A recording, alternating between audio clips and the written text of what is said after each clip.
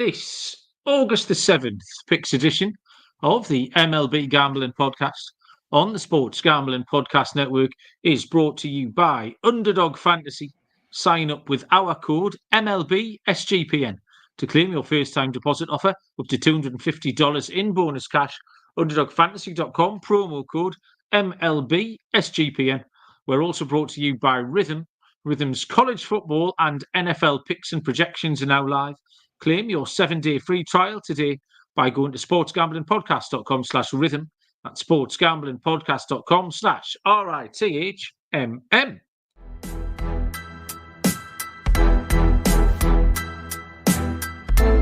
The MLB.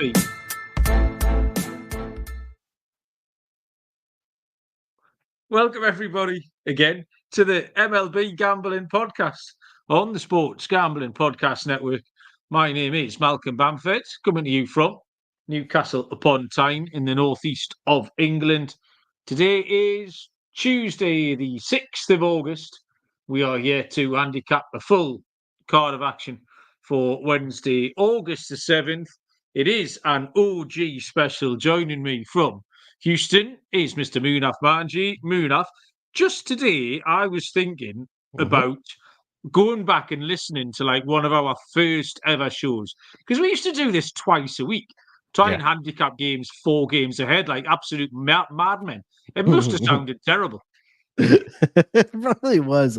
Yeah, we used to go, I think it was like Thursdays and Sunday nights maybe, to get ready for the week. But yeah, that would have definitely been interesting to go back and listen, because we weren't at that point, we weren't handicapping every single game. We were just talking about some stuff that was going around MLB, and then we would just like preview some of the early series and then try to project which pitchers are going to go which days and try to give out bets then. But it's been a ride since then. What is that, like our 4th season now doing this, I believe? Going through every single game. So now we put together a great group here as far as our host. But yeah, you got to find somewhere. You got to fine tune it, and here we are.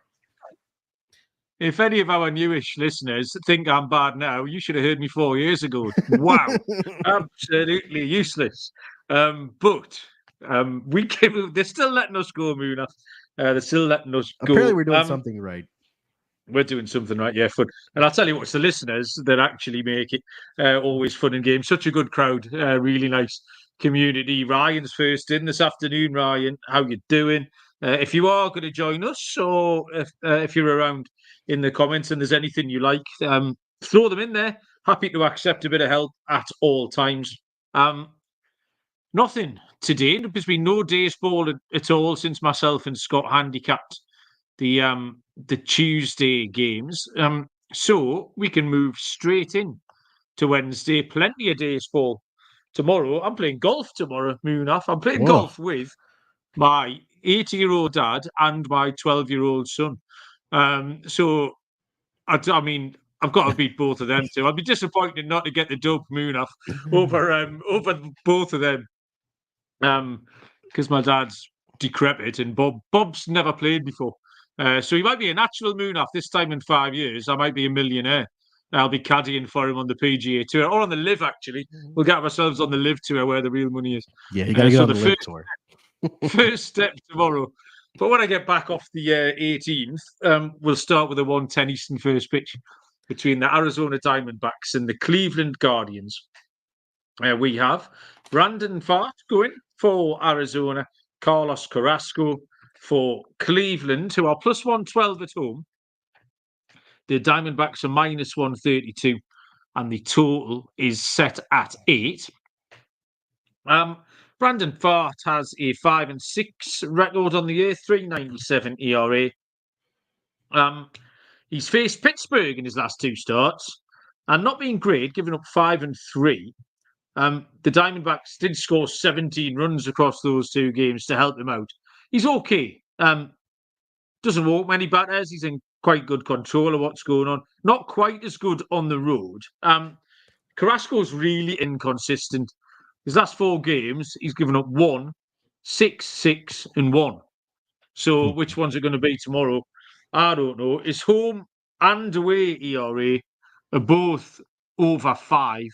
I'm struggling Carrasco's struggling more as the season goes on as well. His month-on-month record is going downhill as well. The stat that I stumbled across here that led to my pick, Munaf, was the records of these two teams, or these two pitchers, sorry, in the first 5 innings of games. Brandon Fart, 11-6-5, where Carlos Carrasco, 6-14-1. And I like those trends. You can't argue with them. It puts the ball very much in the court of Arizona first 5, Munaf. Yeah, I'm not sure I want to put my money behind Carrasco for everything that you did mention there, right? Because he's just so inconsistent. I mean, yeah, he has great career numbers against the Arizona Diamondbacks, but this is a completely different team from what we've seen over the past several years, right? Obviously, last year they made it all the way to the World Series. Um, but yeah, Brandon Pfaadt, like you mentioned, he's last 2 starts weren't very good. I wouldn't be opposed to like maybe looking at runs for the Diamondbacks within the first 5 innings. That might be worth a look. But overall, Brandon Pfaadt hasn't since July. He hasn't been too bad, and I think that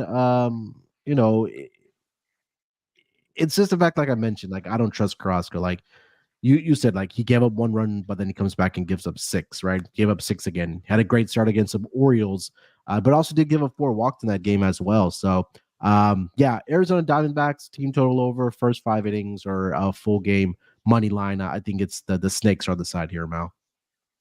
Okay, so double fade of Carrasco. 2:20 Eastern first pitch is the Minnesota Twins and the Chicago Cubs. Joe Ryan goes for Minnesota. Javier Assad draws the start for the Cubs. Plus 114 home underdogs Chicago. Minus 130 for the Twins. Total is low, set at 7. I think it's worth pointing out we handicapped the Twins and the Cubs the Monday night game, and the wind was absolutely wild. It's Lopez Villaminaga, total sitting at 6.5, but with 22-mile-an-hour winds blowing in. So it will definitely be worth checking the weather report on this one tomorrow, Muna. Yeah, 100%. Again, I saw it this morning as well, where they said the winds were going to be absolutely going bonkers at Wrigley Field here tonight. So definitely check the weather. And as we always talk about it when we talk about Wrigley games, that definitely check the weather if you are betting on any totals or things like that. But Joe Ryan, he's pitched better on the road, at least the number of runs that he's given up. He's given up 5 less earned runs on the road than he has at home, but he hasn't translated to a lot of wins on the road. For the Minnesota Twins, 11 starts, both at home and road, 2-4 record on the road, 5-3 at home thus far this season. So, they definitely keep that in mind here for Joe Ryan. On the other side here for the Chicago Cubs, it's tricky on for the Minnesota Twins, right? Because they are a team that relies a lot on the home run ball. And like you mentioned, right, we always want to make sure we check the wind in a lot of these games, or honestly, all the games for the Chicago Cubs, because obviously wind's blowing in. You're not going to get a whole heck out of possibly even the infield. But Javier Asad's been kind of a guy that you're not sure how much length you're going to get out of him, because he's a little bit more inconsistent as far as how many innings he's going to pitch out there for the Chicago Cubs. I'm trying to pull up his page here, but it's taking a little bit for me to load here. Let me try something else here. So yeah, there we go. On the season, he's been pretty good, 5-3 with a 3.19 ERA. He's been absolutely fantastic at Wrigley Field, right? He's only posted a 2.20 ERA at Wrigley Field there, Mal. So that's, I mean, obviously absolutely fantastic.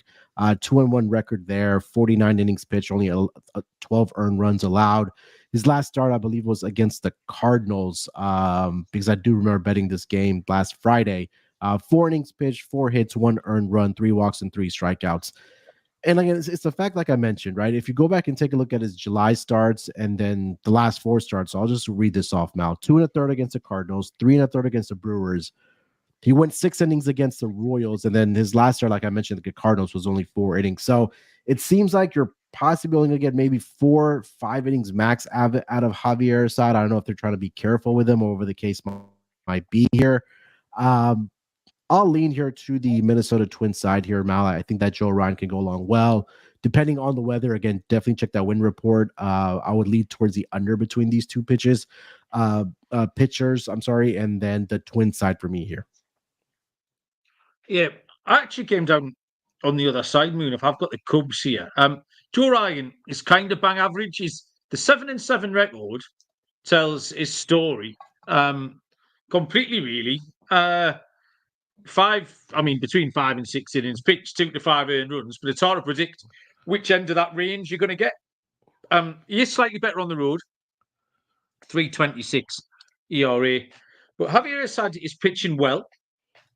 I like him. You're right to point out that he doesn't get much length, Munaf. He very rarely goes 5 innings, actually. I think he's got one start, maybe, of 6 in his recent record. But very good at home. 10 games, 2.20 ERA. This is his debut against Minnesota. But Assad is 5-0 as a home dog.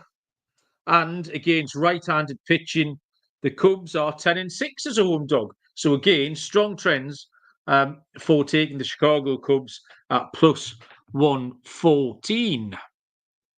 We'll move on.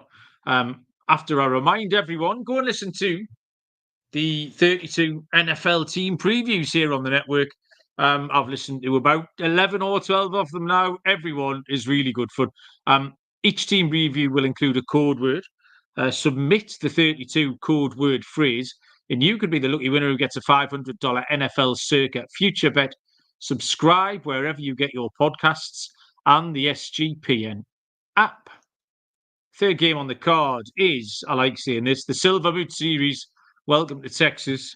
It is the Houston Astros against the Texas Rangers. Left-handed pitcher Yusei Kikuchi for the Astros.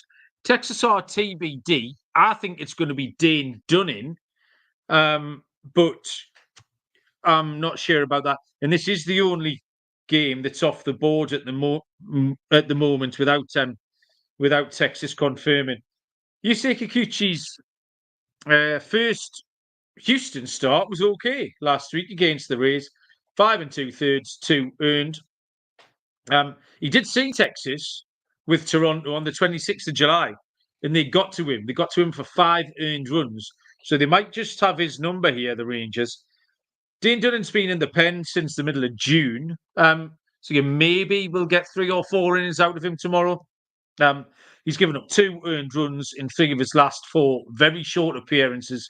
Just looks like runs to me. Don't know what the total will be. I don't think it'll be massively high. 8.5, 9.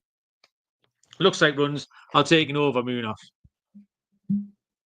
Yeah, Kikuchi, it felt like in his first start with the Astros that it was going to be the same old story. He gave up the 2-run home run against the Rays, but after that, just absolutely settled in and was just striking guys out. I think there was a span where he struck out 8 consecutive batters. He finished the game with 11 strikeouts. But the Rangers are a different team, right? Obviously, when we talk about their batting order and their everyday lineup, I know they've had guys in and out of the lineup throughout the season dealing with injuries and things like that. And maybe there is a World Series hangover there that we talked about at the beginning of the season. But his last 2 starts, Mal, against the Texas Rangers, dates back to last year, September 13th. And like you mentioned earlier this season, actually not too long ago, a couple weeks ago, he's allowed 11 earned runs in that span, 13 hits. 3 of them have been home runs by the Texas Rangers off of Kikuchi. I think you're right that we'll probably end up seeing runs in this game. I mean, we know what both lineups are capable of doing. I do not want to lay I'm not sure if Kikuchi will be a road favorite here, but I think the runs is the right answer here, what you mentioned. Okie doke.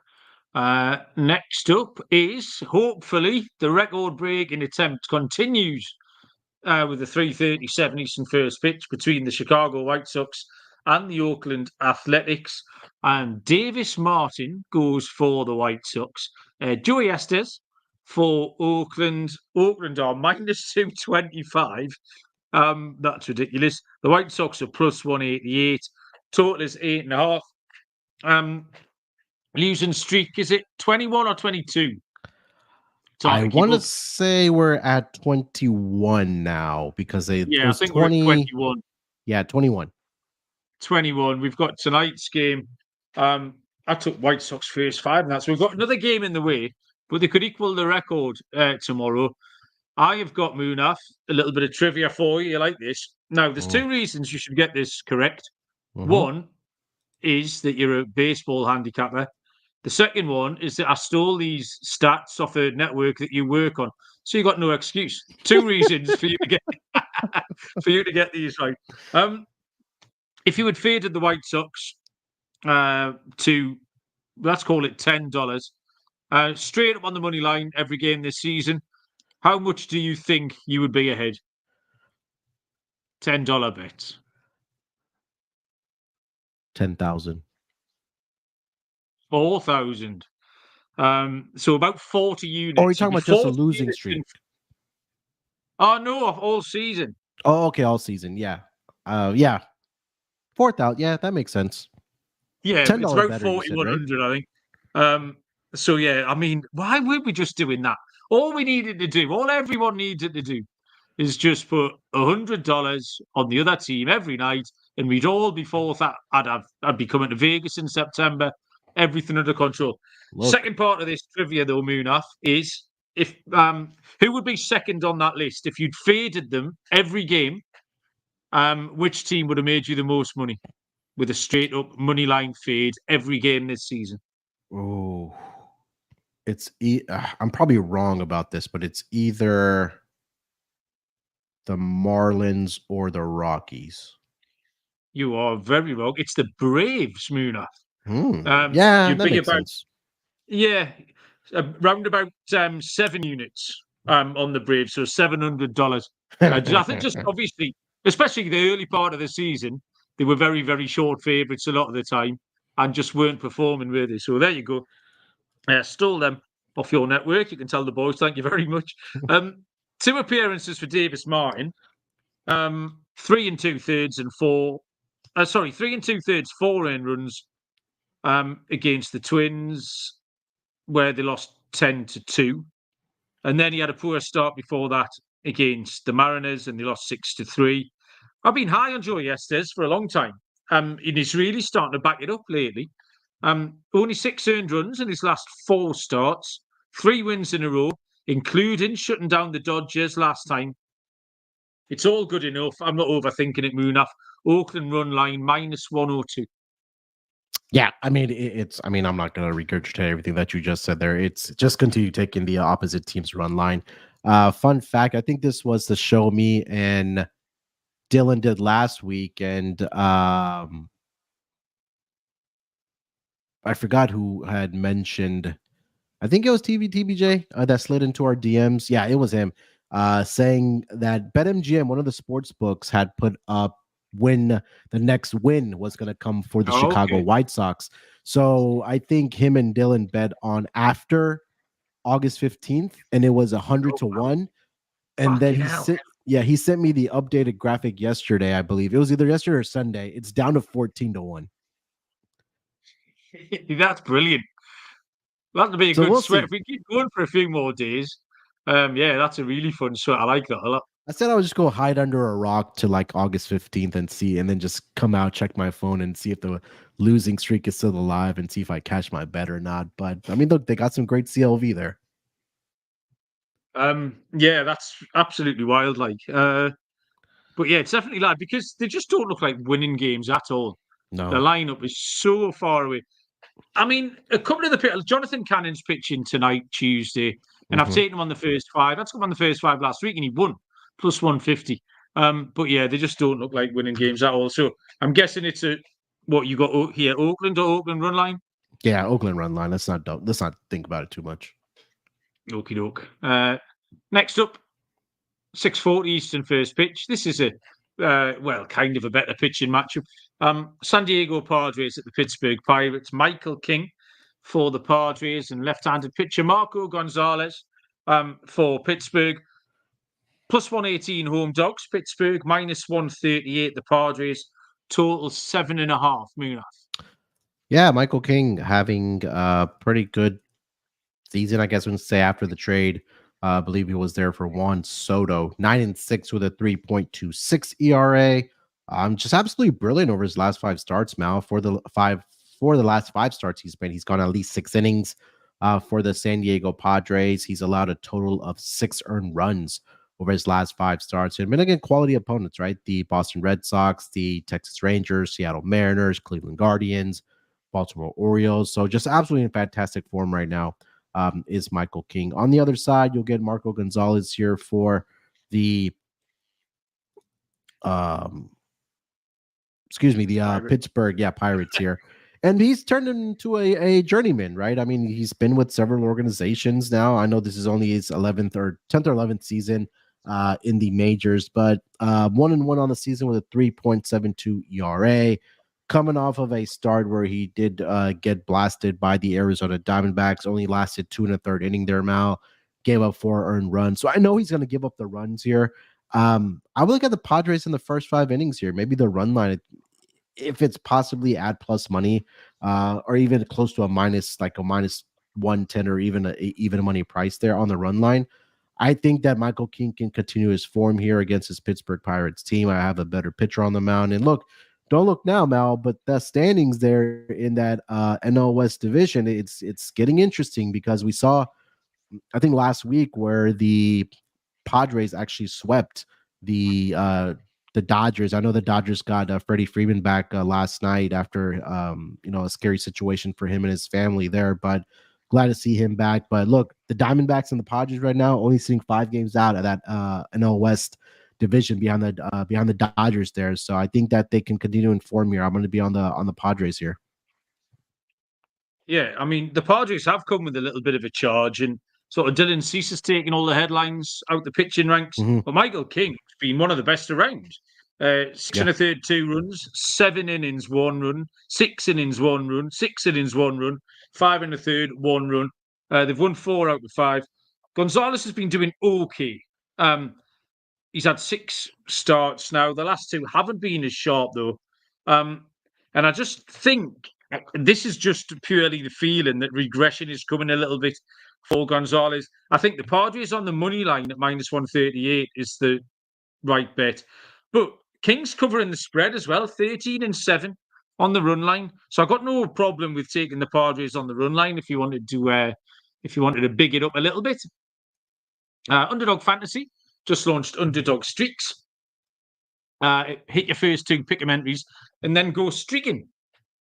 If you can get an 11-0 run, you can win 1,000 times your money. Best Ball Mania is live with $15 million in prizes. And they've just added college football contest for Best Ball 2. Sign up with our promo code MLB SGPN to claim your special pick and first-time deposit offer up to $250 in bonus cash. UnderdogFantasy.com, promo code MLB SGPN. And Game Time are back with us here. Now an official authorised ticket marketplace for MLB, which makes tickets getting even faster and easier. Prices on the Game Time app go down the closer it gets to first pitch. They've got last-minute deals, zone deals, flash deals. Easy to find and buy MLB tickets. You get views from the seats, the low price guarantee, event cancellation protection, all the good stuff you want from a ticket provider. Take the guesswork out of buying tickets with Game Time. Download the Game Time app, create an account, use the code SGPN for $20 off your first purchase. Terms apply. Create an account, redeem the code SGPN for $20 off. Download the Game Time app today. Last minute tickets, lowest price, guaranteed. 6:40 Eastern first pitch. Cincinnati Reds at the Miami Marlins. Left-handed pitcher Andrew Abbott will go for Cincinnati. It is Valente Bellozzo for the Marlins, who are plus 136, -162 for the Reds. Total is set at 8. Munaf, I don't know much about Valente Bellozzo. I couldn't tell you a lot either. I believe he made a start last week because I remember handicapping him for the Miami Marlins. His first start, or I'm sorry, this was be his third start. His last week was his third start against the Braves. 5 innings there, 2 earned runs, 5 strikeouts, 2 walks. Had a start against the Boston Red Sox. 5 innings, 5 earned runs, 8 strikeouts, 1 walk there. So we have some sample size. Unfortunately for the Marlins, they have lost all 3 starts that he has made, or I should say appearances he has made for the Miami Marlins. 5-1 loss, 8-3 loss, and 5-3 loss. So the run support really hasn't been there for him over his last 3 appearances on the season. Andrew Abbott, I've been a huge fan of thus far this season. And look, we know the numbers, right? Miami Marlins against left-handed pitching, just not very good this season. I'll try to put up the exact numbers here as far as what they've done straight up against left-handed pitching, but that's been one of the more profitable angles this season, has been just fading the Miami Marlins against left-handed pitching. The updated number right now, 37 games, they faced a starting left-handed pitcher, 7-30 straight up are Marlins in that span. Andrew Abbott's, it seems like now something similar to Javier Assad, where we just don't know how many innings he's going to go. I'm not sure if he's on a pitch count or what the case might be, but back-to-back starts, he's only gone about 4 innings for the Cincinnati Reds. And unfortunately for him, not a single run of support over his last 2 starts. And over his last 3 starts, Mal, they've only given him 2 runs of support, and it all have resulted in losses for Andrew Abbott. But if you don't want to back the Reds here, maybe if you want to take a look at a Marlins team total under, I think that may be a way to go here. Like I mentioned, the Marlins just have not been very good against left-handed pitching. I'd lean to the red side here if you want to take, if you're bold and want to take the run line here, get you some nice plus odds on that. But it's just the fact I don't know how many innings Andrew Abbott is going to go. If he's able to go to 4 to 5 innings, maybe just take the bullpen out of it, take the Reds. But I like the Marlins team total under, and then I think Reds first 5 would be the bet here for me, Mel. Yeah, I mean, the key stat there, Munaf, is the Miami against lefties. You're absolutely right. Terrifying. Very bright red, that one. I like Abbott a lot. 3 of his last 4, not as good, and on a 3-game losing streak. But I do trust him, and he's been consistent. He's got a solid road ERA. And Balotto's 3 appearances, he pitched once in June, once in July, and then last week. He's had 1 good, 1 bad, and 1 average. But the theme is that you've had 3 Miami run line defeats in those 3 starts of his. I think this is a good spot for Cincinnati. Abbott, small sample, is 2-0, covering the run line as a road favourite, so we can go again, and I'll take Cincinnati on the run line. 6:45 Eastern first pitch. San Francisco Giants at the Washington Nationals. Left-handed pitcher Blake Snell for the Giants, with Jake Irvin going for the Nationals. -154 San Francisco. Washington +130, total 7.5. Blake Snell, I mean, we sort of sniggered at him in the early part of the season. Certainly not been laughing the last few starts. He's been the best pitcher in the game. 33 innings, 10 hits, 2 earned runs, culminating in that no-hitter last time. The game totals in those games as well, by the way, being incredibly low. 3, 5, 5, 5, and 7. Irvin has struggled lately. His July and August ERA was over 5, but he's better at home. Washington haven't been great lately. I'm just happy to stick to that low scoring theme because the Giants don't score a ton of runs. So, yeah, 7.5 looks a little bit too high. All of those Snell starts have finished under 7.5. So we can go again tomorrow, Munaf, and I'll take the under 7.5. Yeah, I think that we're starting to see Blake Snell be in that form that he was last year in the second half of the season, where he made that run to the Cy Young Award. And it just seems like deja vu again for him. Yeah, that's something that I don't want to fade. It'll just be interesting to see how he does respond after the no-hitter. I want to see how many pitches he threw in that game against the Cincinnati Reds and that no-hitter that he tossed. Let me see if I can find that number. I'll have to dig it up, but we'll see how he responds here. But again, I wouldn't be surprised, Mal, if he continues just being absolutely fantastic for this rotation of the Giants. Jake Irvin has been pretty good as well in his starts. He's in particular been really good against the San Francisco Giants as well. Just looking at the numbers in his career against the Giants, 2-0 with a 2.08 ERA. 14 strikeouts and 4 walks. That's in the span of 2 starts he made last season against this team. So yeah, under 7.5 would be the look. I would continue to stay on the Giants here as well on the money line.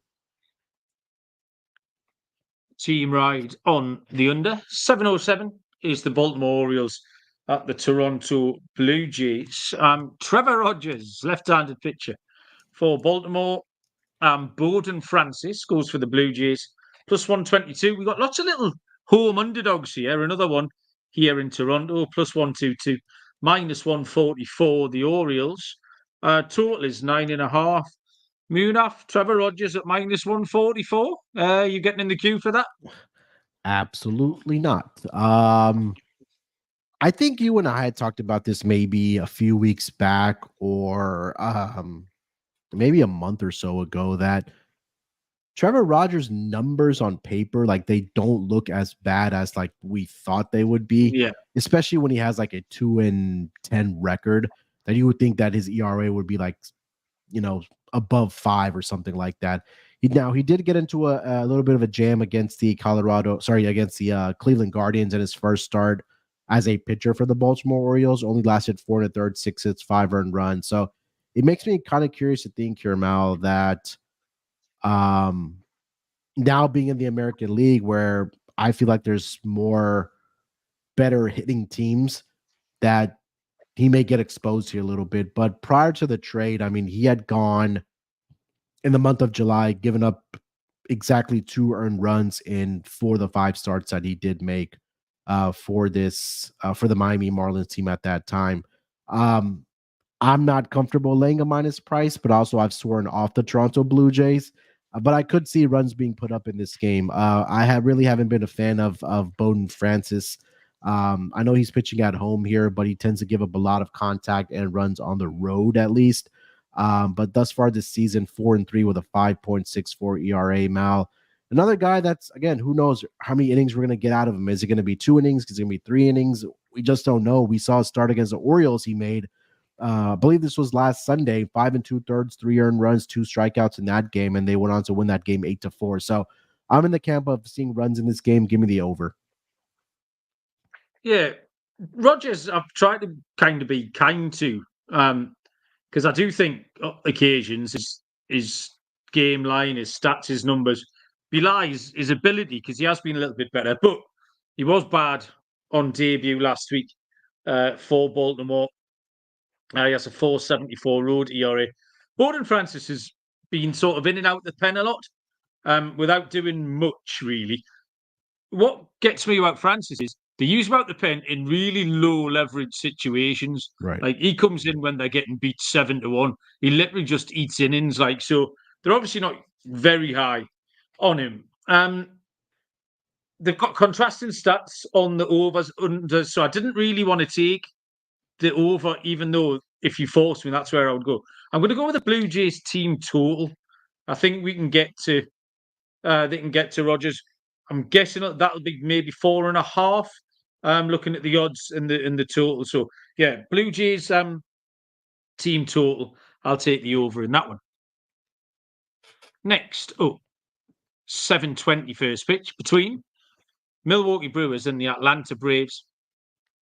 Freddie Peralta goes for the Brewers. Chris Sale, left-handed pitcher for the Braves, who are minus 162.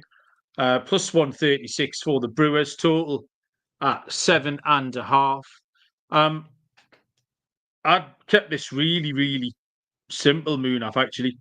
Peralta, we know is going along really well this season. He's and Chris Sale's been absolutely bulletproof. Neither offense are hitting well. Big part of my handicap for the Monday night games, but both offenses are really struggling in the last 14 days. So I like both pitchers. I'm not keen on both offenses. So it just seemed an obvious under for me, 7.5. Yeah, I couldn't talk you off of that. Like you mentioned, Freddie Peralta has been better on the road than home for the Milwaukee Brewers. And Chris Sale, I mean, he's just been an absolute monster just overall in the season, especially in Atlanta. Mal, 8-1 straight up, 8-1 on the run line. So if you like the Braves in this game, just bet them on the run line behind Chris Sale. I know a lot of people say that might not be an advantageous bet because you're not guaranteed all on 9 at bats for the home team. But I think the under is definitely the way to go here. Chris Sale is 6-3 to the under in his home starts thus far this season for the Atlanta Braves. But I would look at, the Braves run line and then the under in this game here with you as well. Maybe like a 4-2, 5-2 type of final here in favor of the Braves. Football season is here, and the college football and NFL models are now live on Rhythm. Create your own winning betting model, or let Rhythm do the heavy lifting for you. You decide what stats matter most to you, and Rhythm builds a custom model around that, or just let Rhythm and its predictive model do the heavy lifting. Rhythm uses AI projections from MIT data scientists, already all set for NFL Week 1 and college football Week 0. Claim your 7-day free trial today by going to sportsgamblingpodcast.com/rhythm. That's sportsgamblingpodcast.com/RITHMM. And also, don't forget the Circa Survivor and Circa Millions are back. $16 million in guaranteed prizes. If you don't have your Vegas trip booked up yet, 22nd through to the 24th of August is the time to do it at the greatest sportsbook in the world. Sean and Ryan and a lot of the gang will be out there. You can use the promo code SGP15. That'll save you 15% on your hotel room for sign-up weekend. And in the contest, use our proxy, proxy.footballcontest.com. That'll get you $50 off with the promo code SGP. You need to sign up between now and September the 7th, and then use that proxy to play from anywhere. Next, 7:45 Eastern first pitch. Tampa Bay Rays at the St. Louis Cardinals. Taj Bradley will go for Tampa Bay. Eric Fedde goes for the Cards. -116 St. Louis, -102 Tampa Bay. Total Munaf is 7.5. Yeah, Eric Fedde making a second start here for the St. Louis Cardinals since getting trade from the Chicago White Sox. His first start was, in fact, against the Chicago Cubs, which was last Friday, I believe. Last Thursday. 5 innings, 5 earned runs in that game, 4 strikeouts he did give up. And, when he was with the White Sox, Mal, it was a pretty simple formula for Eric Fedde, right? You wanted to bet him when he was pitching at home, and then you wanted to fade him when he was on the road. And the numbers and the splits it jumps off the page when we talk about Eric Fedde. So I know this is his first start in St. Louis. I kind of want to see how it goes first before I do end up backing him in some form or fashion. As born, is this a home game or a road game then, Munaf, as far as Eric Fedde's concerned? Right, and that's the thing, right? Because now you're right. It's almost like a road start for him. So I obviously this is going to be his home, field for the rest of the season in St. Louis. But I want to see how it goes for him in the first couple starts here. So I wouldn't be opposed to you if you wanted to back the Tampa Bay Rays in this spot here.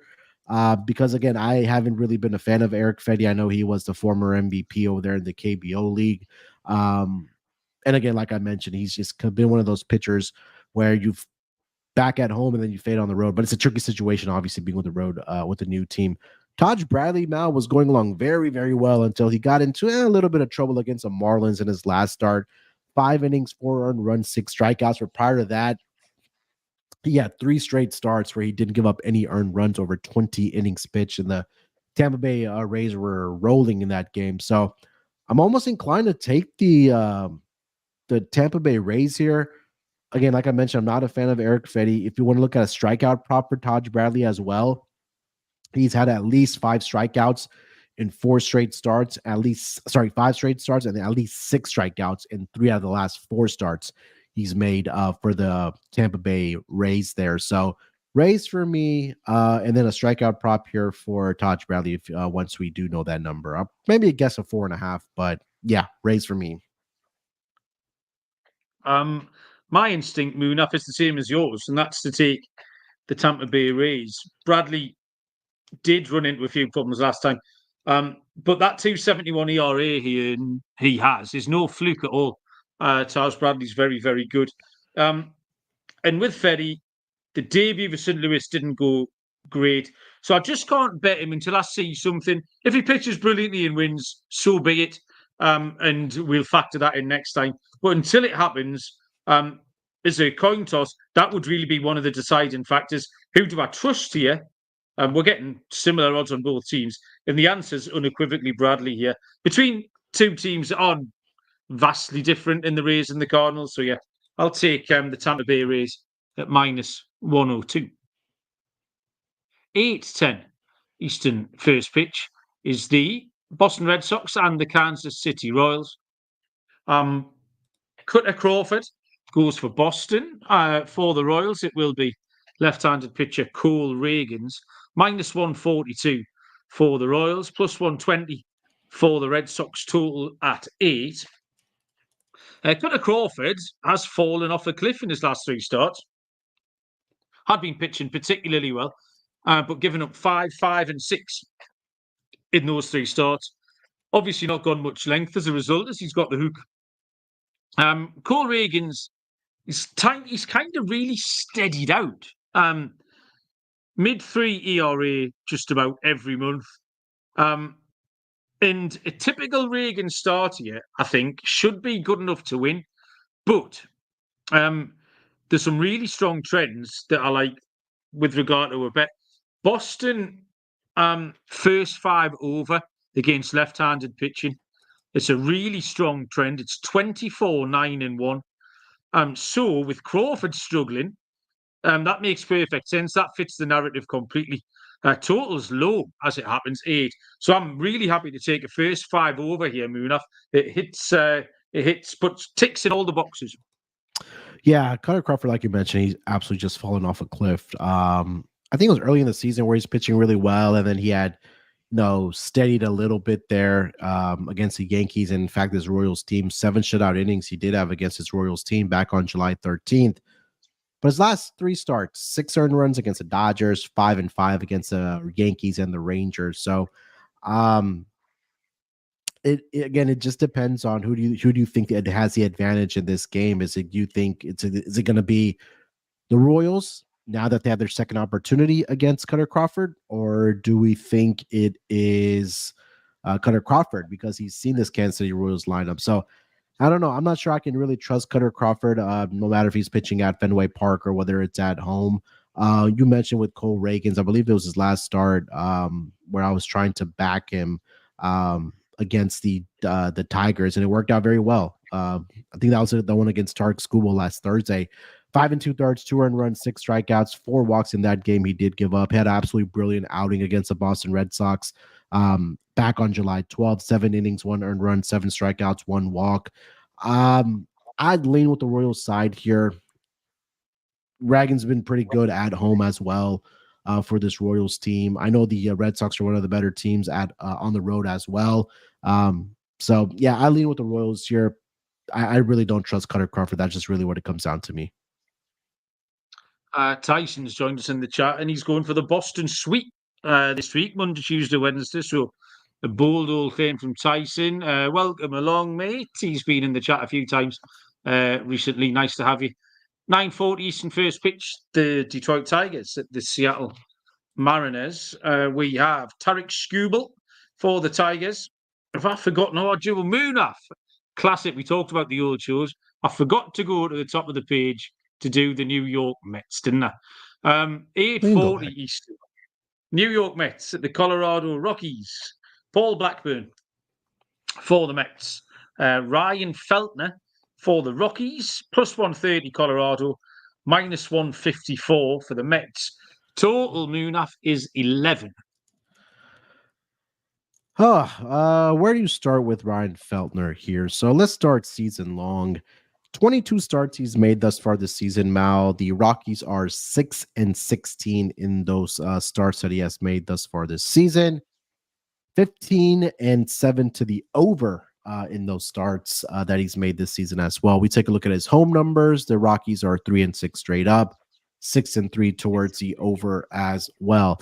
Paul Blackburn made his first start in his last outing for the New York Mets against the Angels. And coincidentally, Mal, his last start for the A's was in fact against the Angels as well. And it didn't turn out to be a very good one for him in his last start for this for this Mets team. It was a great start for him. 6 innings, 1 earned run, 6 strikeouts in that game. Bounced back very nicely.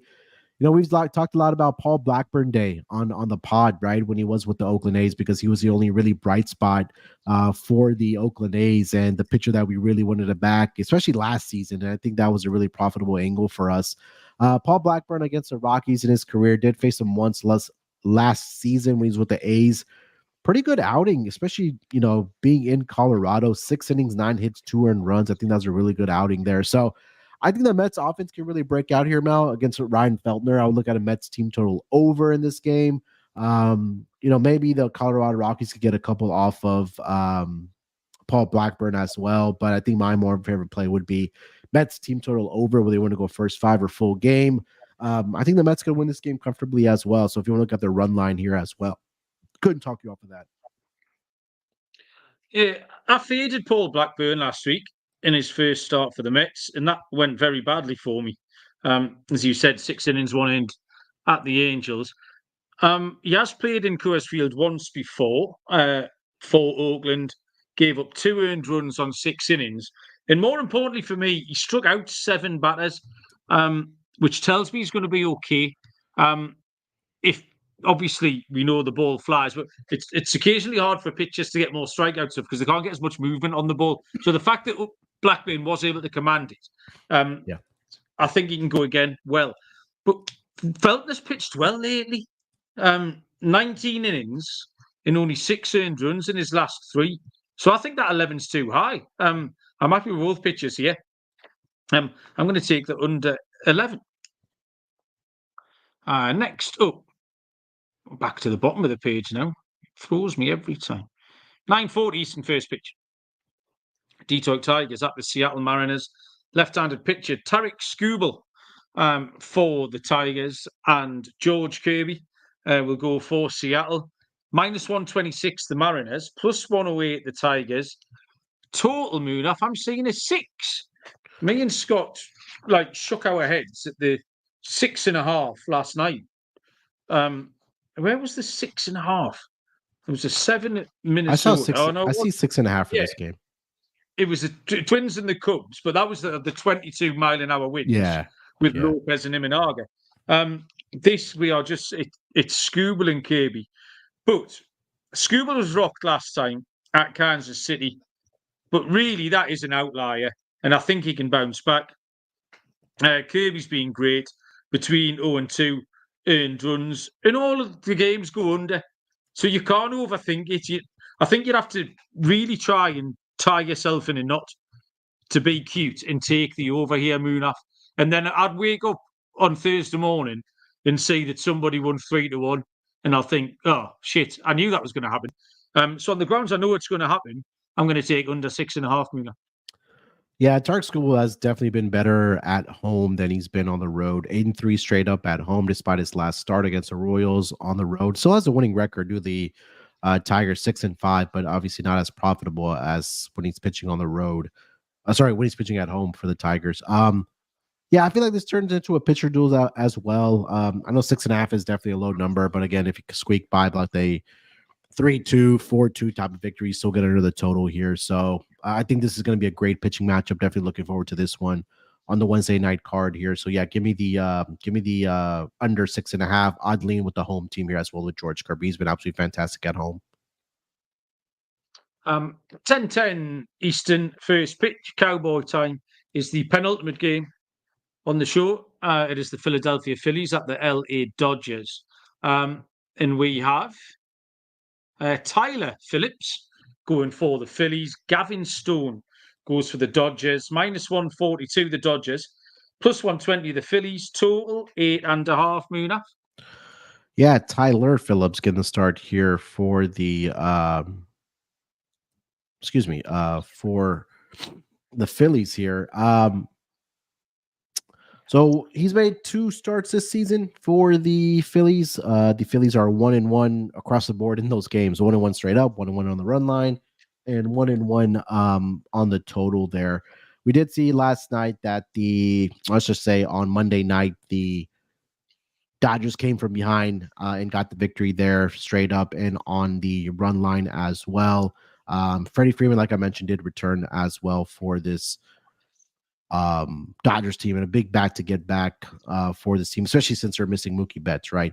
Gavin Stone has been pretty good this season. I guess we can say 9-5 with a 3.63 ERA. He has gotten into trouble over his last 2 starts, Mal, where he's allowed 9 earned runs over the course of 10 innings.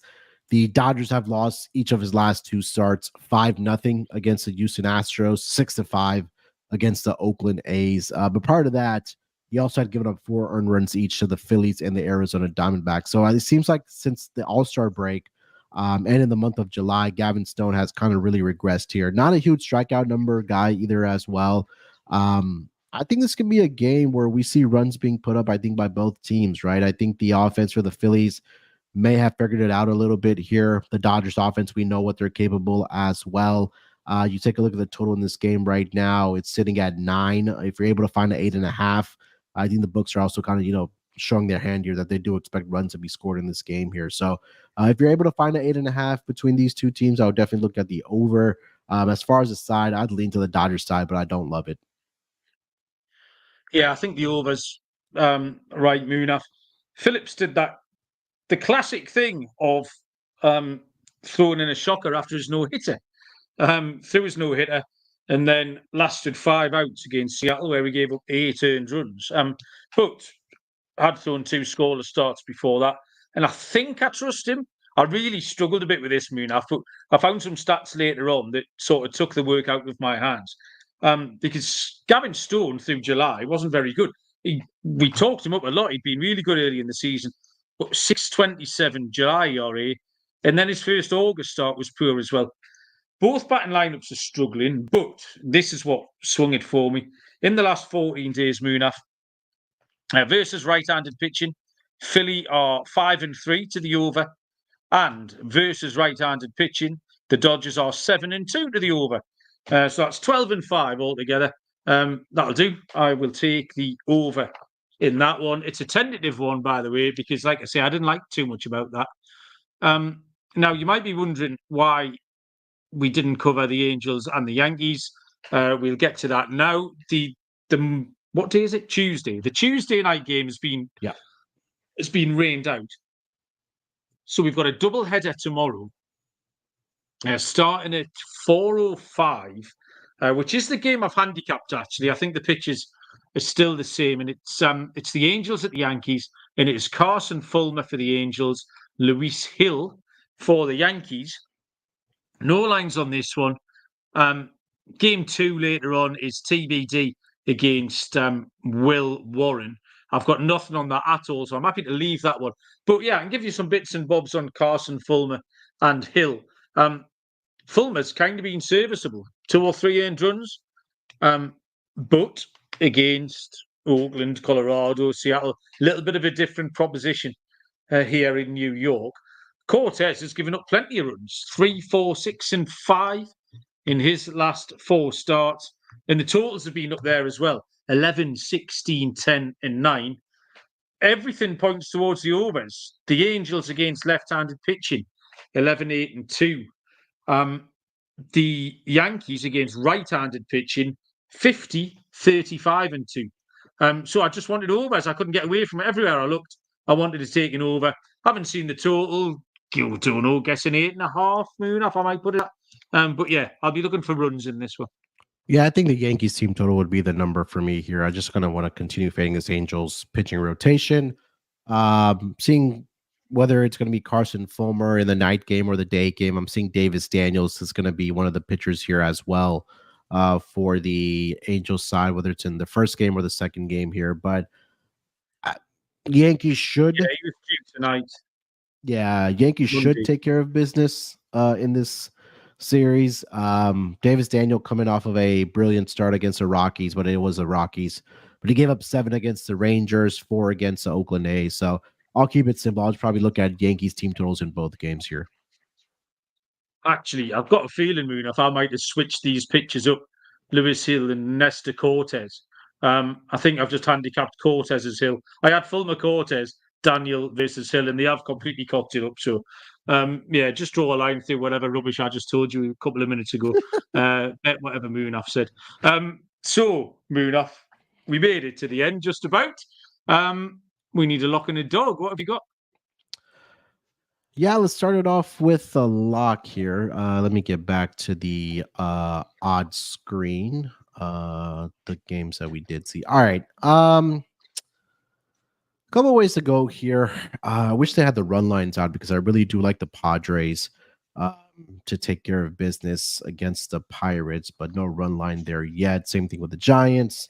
I'm gonna go with my lock as the over Mal in the Orioles and the Blue Jays game. I'm just gonna fade both pitchers there. Trevor Rogers. I mean, he seemed like um, the guy, I don't know if he's just having bad luck this season or whatever the case might be. I mean, there was a stretch where he was pitching really great for the Miami Marlins before he did get traded. But now they're going up against some of these American League teams. I know the Toronto Blue Jays have struggled this season outside of Vladimir Guerrero Jr., but I think both of these offenses are capable of putting up runs in this game. So Orioles and Blue Jays over 9 for me.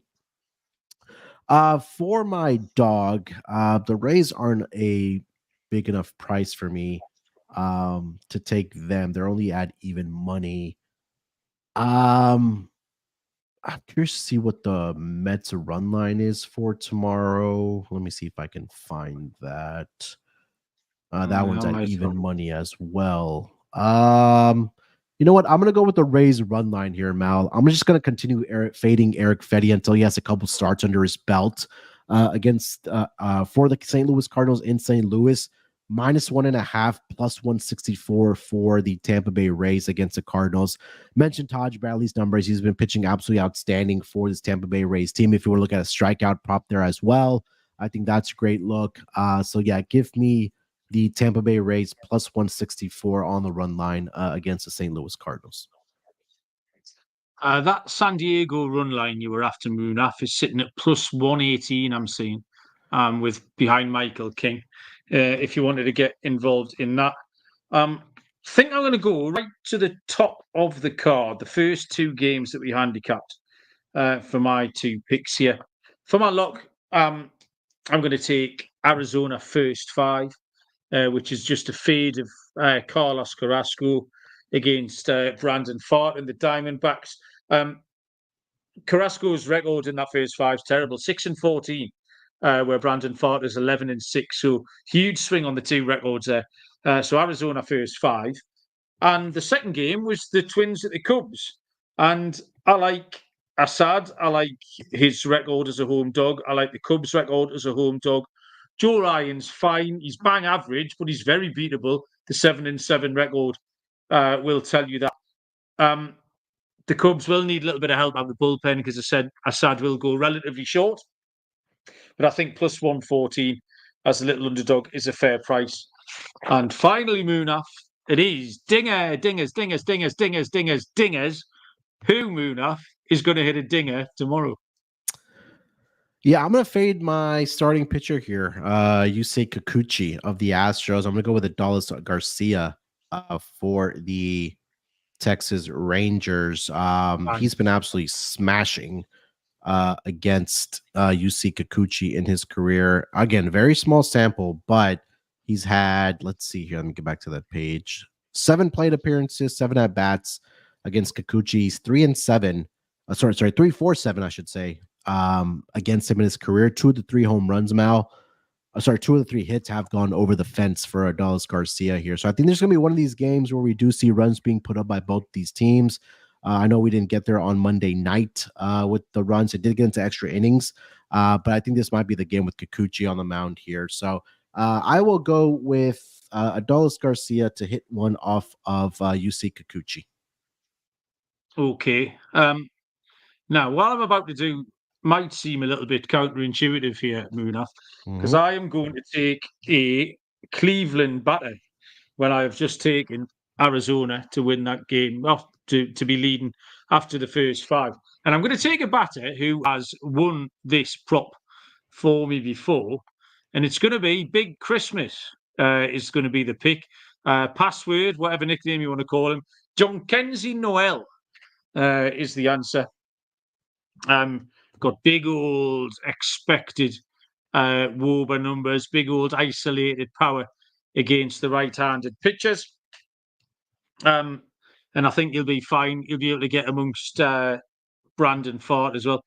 Seeing if anyone else jumps off the page, Helio Ramos would be an option for the Giants, possibly. I'm just thinking about that lefty righty now with Noel. I'm second guessing myself, Munaf. Well, put Noel up, shall we? Shall I change my mind? Pete Alonso is not a bad shout. Stick with your guns. Yeah, I just, like I say, I went a bit early with it. I do this a lot, you know. I always mention 2 or 3 names, and then I always try and sort of wriggle my way into claiming a winner when one of them hits. Yeah, we'll stick with Big Christmas, Giancarlo Noel for Cleveland. And I think, Munaf, as we just passed the hour mark, we are done. Anything you want to tell the people? No, I think we went through it pretty well here for the Wednesday card. I know football's around the corner, but we'll still be here grinding it out for the MLB. So stick with us.